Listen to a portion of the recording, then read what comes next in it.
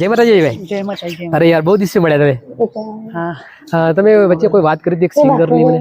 હા હેપી આવર કની છું સર. બરાબર. અમારા સોલૈયા ગામની જ છે. બરાબર. હા તો મને જરા એનું ઘર બતાવો તો આજે એમનું. સામે જ છે આપણે. ઓકે ચલો.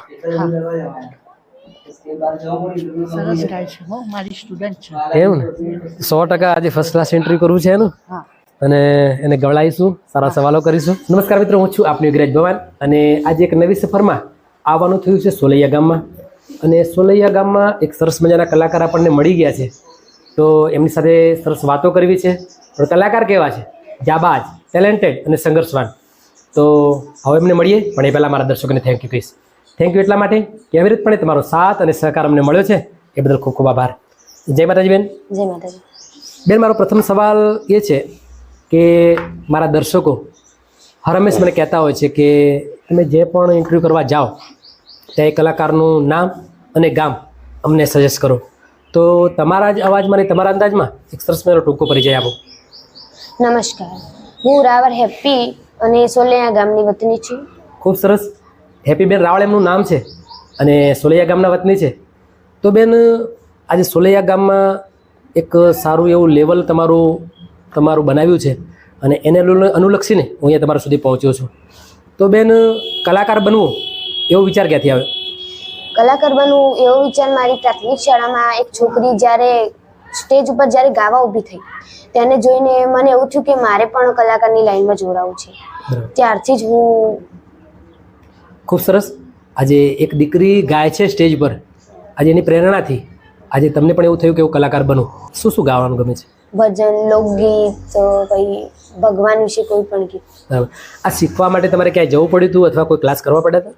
હા, અમારી પ્રિયમસી શાળાના જે શિક્ષક છે તેમને મને ક્લાસ કરાવ્યા હતા અને તેમને કીધું હતું કે આવી રીતે અંક શીખાય. બરાબર. કેટલા સમયથી ક્લાસ કરો છો?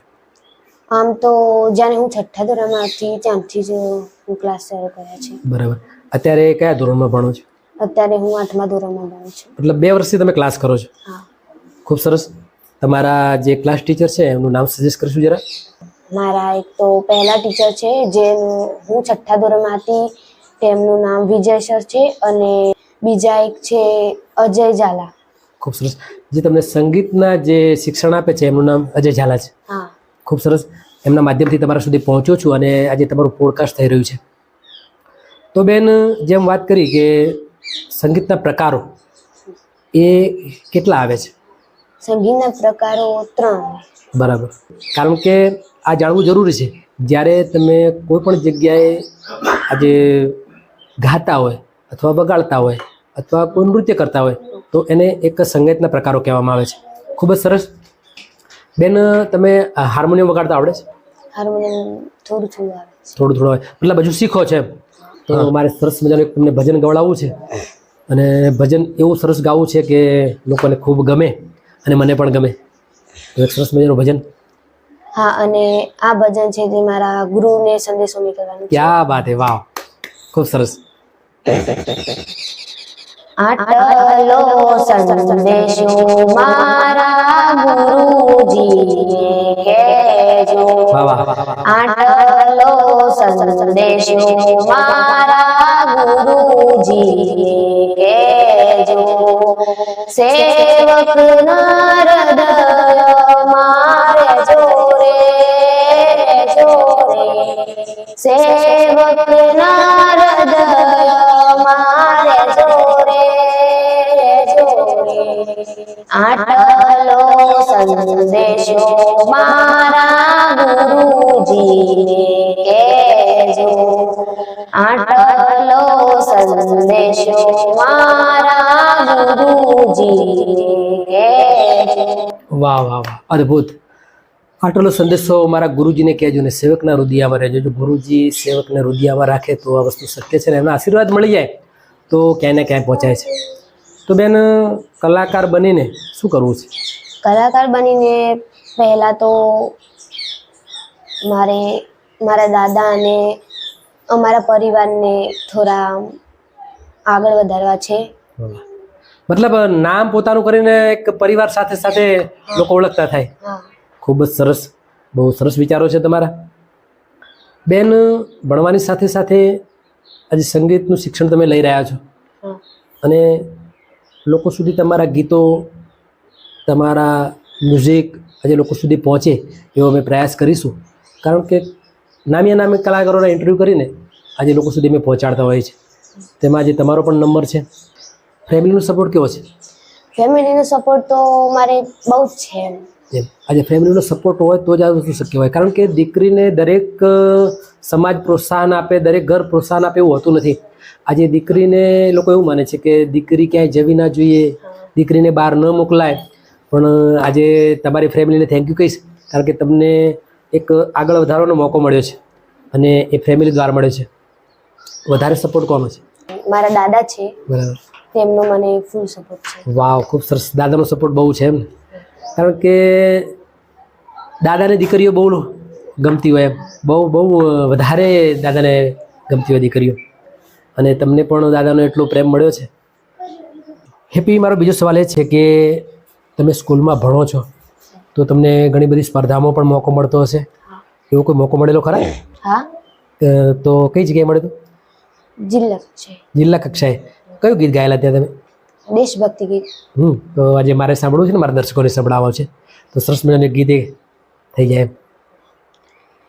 આ દેશની ધરતી પર એવા હતા નરબંકા, જેના લીધે ભારતમાં લહેરાય છે તિરંગા. આ દેશની ધરતી પર એવા હતા નરબંકા, જેના લીધે ભારતમાં લહેરાય છે તિરંગા. વંદે માતરમ,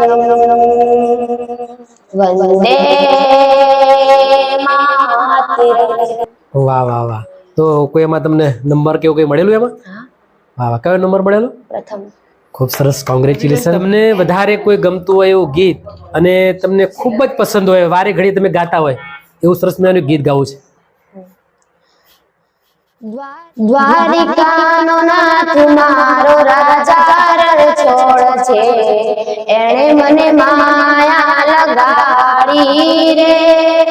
દ્વારિકાનો નાથ મારો રાજા રણછોડ છે, એણે મને માયા લગાડી રે. એણે મને માયા લગાડી મારા વાલા, એણે મને માયા લગાડી મારા વાલા, એણે મને માયા લગાડી રે. દ્વારિકાનો નાથ મારો રાજા રણછોડ છે, એણે મને માયા લગાડી રે.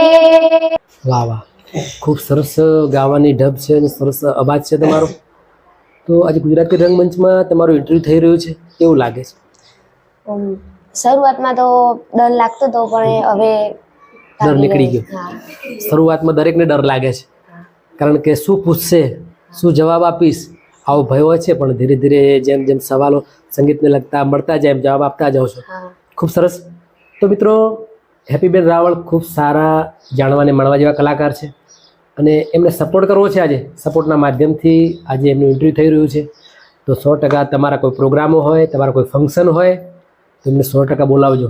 સારા એવા ગરબા ગાય છે, સારા એવા ભજન ગાય છે અને આપણે એક સંઘર્ષ કરીને આજે એ સારું લેવલ બનાવવા માંગે છે અને તમારો મિત્રો સપોર્ટ છે તો હજુ પણ ખૂબ મોટું લેવલ બનાવશે અને સારું એવું પરફોર્મન્સ પણ આપશે.